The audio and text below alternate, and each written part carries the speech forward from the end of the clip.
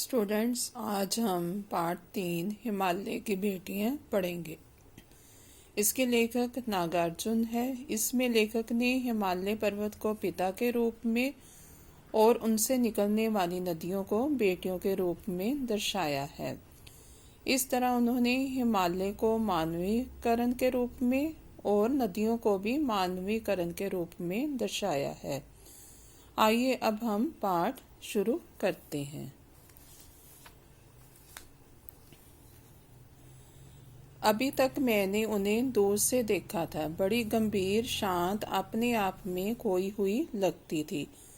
संभ्रांत महिला की भांति वे प्रतीत होती थी। उनके प्रति मेरे दिल में आदर और श्रद्धा के भाव थे। माँ और दादी, मौसी और मामी की गोद की तरह उनकी धारा में डुबकियां लगाया करता।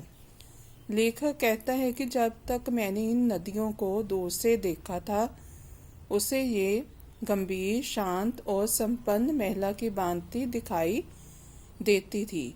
जब वह इन नदियों में स्नान करते थे तो उन्हें लगता था कि वह अपनी माँ, दादी, मौसी और मामी की गोद में आराम कर रहे थे। परंतु इस बार जब मैं हिमालय के कंधे पर चढ़ा तो वे कुछ और रूप में सामने थी। मैं हैरान था कि यही दुबली पतली गंगा, यही यमुना, यही सतलुज समतल मैदानों में उतरकर विशाल कैसे हो जाती है। इनका उछलना और कूदना, खिलखिलाकर लगातार हंसते जाना, इनकी ये बाब भंगी, इनका ये उल्लास कहाँ गायब हो जाता है। मैदान में जाकर किसी लड़की को जब मैं देखता हूँ, किसी कली पर जब मेरा ध्यान अटक जाता है, तब भी इतना कौतूहल और विस्मय नहीं होता जितना कि इन बेटियों की बाल लीला देखकर। लेखक कहता है कि जब वह हिमालय पर्वत घूमने के लिए गया तो उसने देखा कि यही दुबली पतली गंगा, यमुना, सतलुज समतल मैदानों में उतरकर विशाल कैसे हो जाती है।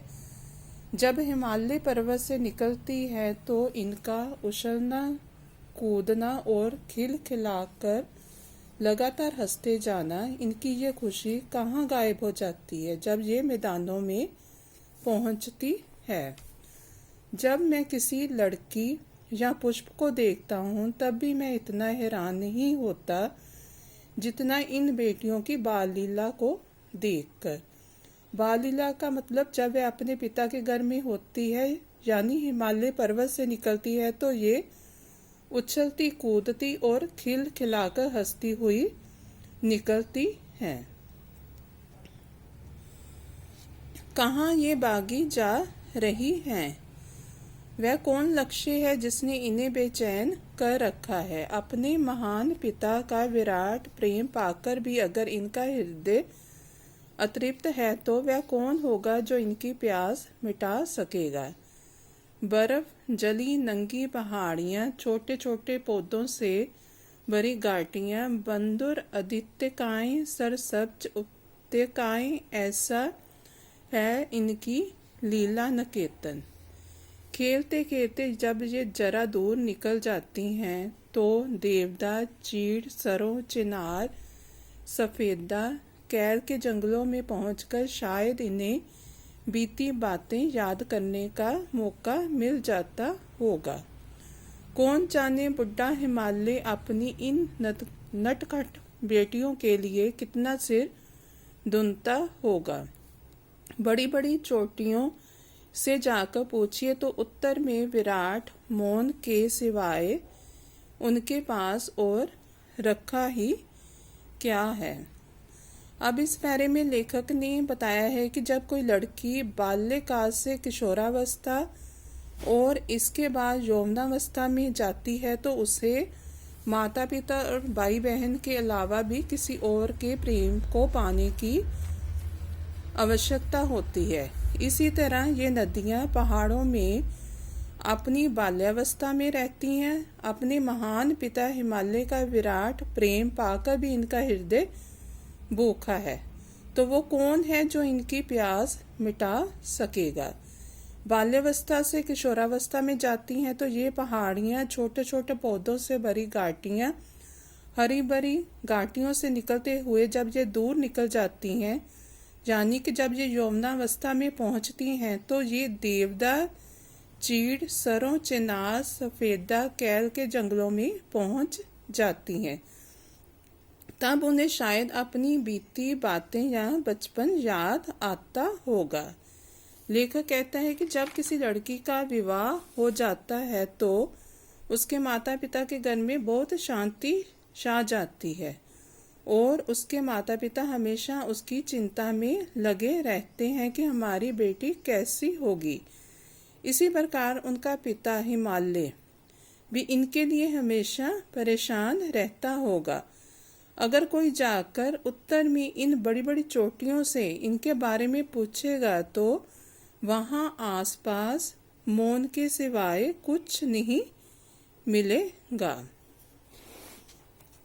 सिंधु और ब्रह्मपुत्र ये दो ऐसे नाम हैं जिनके सुनते ही रावी, सतलुज, व्यास, चनाब, झेलम, काबुल, कपिशा, गंगा, यमुना, सरयू, गंडक, कोसी आदि हिमालय की छोटी बड़ी सभी बेटियां आंखों के सामने नाचने लगती हैं। वास्तव में सिंधु और ब्रह्मपुत्र स्वयं कुछ नहीं है। दयालु हिमालय के पिघले हुए दिल की एक एक बूंद ना जाने कब से इकट्ठा होकर इन दो महानदों के रूप में समुंदर की ओर प्रवाहित होती रही हैं। कितना सौभाग्यशाली है वह समुंदर जिसे पर्वतराज हिमालय की इन दो बेटियों का हाथ पकड़ने का श्रेय मिला। लेखक कहता है कि सिंधु और ब्रह्मपुत्र दो ऐसे नाम हैं जिनके सुनते ही हमें रावी, सतलुज, व्यास, चनाब, झेलम, काबुल, कपिशा, गंगा, यमुना, सरयू, गंडक, कोसी आदि हिमालय की छोटी बड़ी सभी नदियां जो हैं हिमालय की बेटियां आंखों के सामने नाचने लगती हैं। वास्तव में ये सिंधु और ब्रह्मपुत्र स्वयं कुछ नहीं है। ये हिमालय पर्वत की पिघले हुए दिल की एक एक बूंद इकट्ठा होकर दो छोटी छोटी नदियों के रूप में हमारे सामने आती हैं और बाद में ये समुंदर में मिल जाती हैं। और समुंदर कितना सौभाग्यशाली है जिसे हिमालय की इन दो बेटियों का हाथ पकड़ने का सौभाग्य मिला। जिन्होंने मैदानों में ही इन नदियों को देखा होगा उनके ख्याल में शायद ही ये बात आ सके कि बूढ़े हिमालय की गोद में बच्चियां बनकर ये कैसे खेला करती हैं।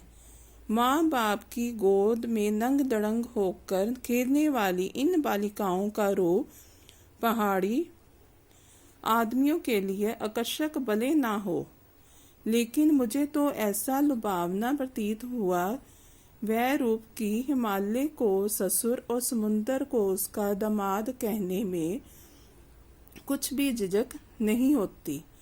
आगे लेखक कहता है कि जिन्होंने इन नदियों को मैदानों में देखा होगा उनके ख्याल में शायद ये बात ना आ सके कि ये हिमालय की गोद में ये नदियाँ कैसे खेला करती हैं, क्योंकि जो पहाड़ों में रहते हैं उनके लिए तो ये देखना रोज का काम है उनका, लेकिन उनको इसमें से कोई भी इनको देखकर वो आकर्षित नहीं होते होंगे जितना कि हम इनको देखकर आकर्षित होते हैं।